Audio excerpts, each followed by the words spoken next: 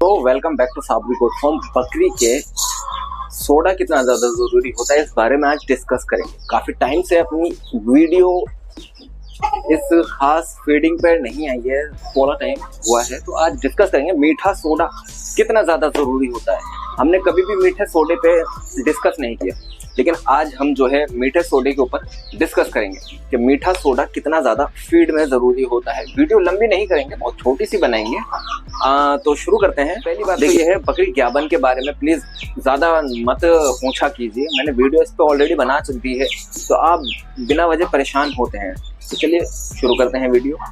बकरी को मीठा सोडा, बकरे को मीठा सोडा खिलाना कितना ज़्यादा इंपॉर्टेंट होता है। मौसम बरसात का चल रहा है, अभी करंट जो चल रहा है, तो ऐसे में हमें मीठा सोडा जो होता है बहुत ज़्यादा ज़रूरी होता है खिलाना। अगर हम ये नहीं खिलाते हैं तो ऐसे में देखा जाता है कि बकरा जो है गोबर टाइप का करने लगता है। जैसे भैंस करती है गोबर, वो उसका नेचुरल है, लेकिन बकरी अगर करेगी ये नेचुरल में नहीं आएगा। इसके लिए हमें क्या करना होगा? इसके लिए हमें बहुत कि बकरी को हम मीठा सोडा, बकरे को हम मीठा सोडा खिलाएं। किस टाइम खिलाएं?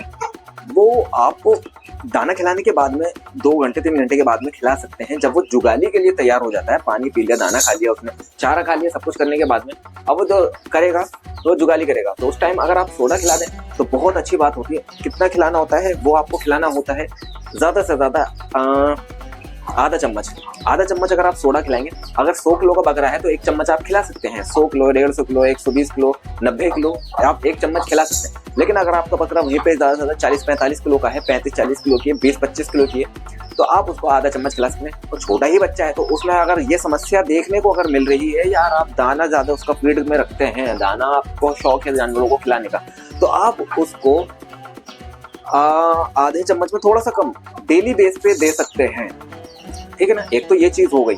लेकिन अगर आपको देखने को मिल रहा है बकरे के बार बार समस्याएं देखने को मिलती हैं, कभी वो जुगाली नहीं करती है, या जानवर हमारा जुगाली बकरा जुगाली नहीं करता है किसी वजह से, या थोड़ा सा मतलब पेट में गर्मी बन जाती है, या पेट बिगड़ा हुआ चलता है उसका, कभी दस्त, कभी बैंगनी, कभी गोबर, ये सब कहानी चलती है नहीं, ये सब कहानी देखने को मिलती है। तो इस कहानी से हमें छुटकारा किस तरह से देखने को मिलेगा? तो बेहतर तरीका ये है, आप अपने बकरे को सोडा जो होता है मीठा सोडा दुकान से बोलेंगे तो वो ले आएंगे। मैं आज 2 किलो लेकर आया हूँ, बहुत टाइम से मैंने नहीं खिलाया, लगभग आज से 4 साल पहले यार मैंने कम से कम खिलाया होगा, तो अब मैं लेकर आया हूँ। 60 रुपए किलो मिला है। आपके यहाँ क्या रुपए किलो है? अलग रेट होगा। तो चलिए वीडियो को और थोड़ा सा आगे डिटेल्स में जाते हैं। प्रेग्नेंट बकरी के लिए सेफ है। अब मसला यहाँ आता है, मुझे कमेंट आया था, किसी ने बताया था कि आप एलक्लोसिस की लास्ट मेरी जो वीडियो आई है उसमें किसी ने मुझे बताया है कि अगर बकरे को एसिडोसिस हो जाए तो उस पर आप 20 ग्राम गर्म पानी में सोडा करके मिक्स करके पिला दो। ये उनका तरीका है, मैं इसको नहीं बोलता कि ये सही है। देखिए, और एलक्लोसिस में उन्होंने सुबह शाम 20 ग्राम जामुन का सिरका बताया।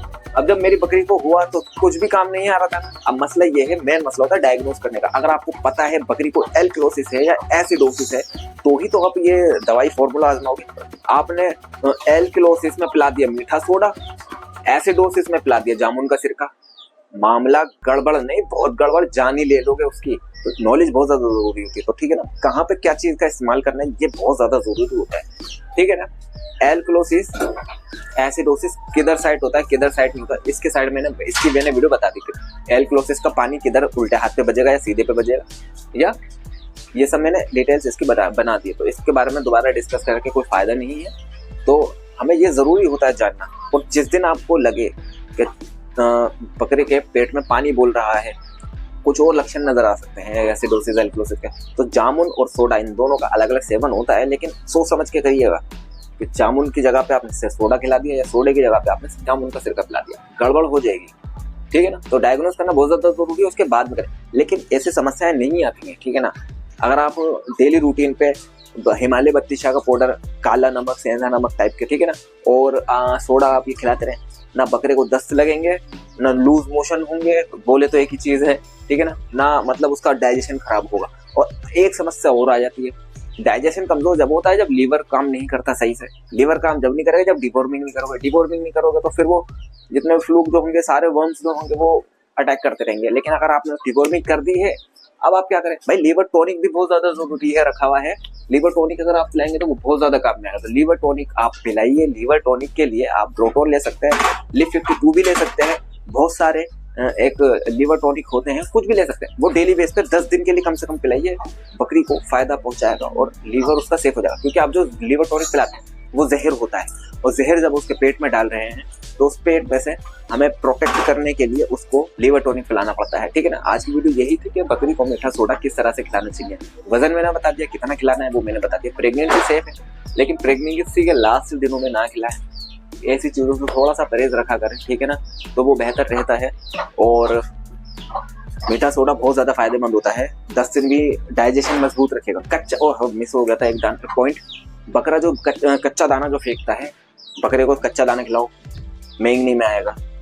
भिगो के खिलाओ तो भी मेंगनी में आ रहा है, लीवर कमजोर है। तो ऐसे में आप डाइजेशन के लिए उसको सोडा खिला सकते हैं, मीठा सोडा। मीठा सोडा अगर आप खिलाएंगे तो बहुत ज्यादा फायदा करेगा।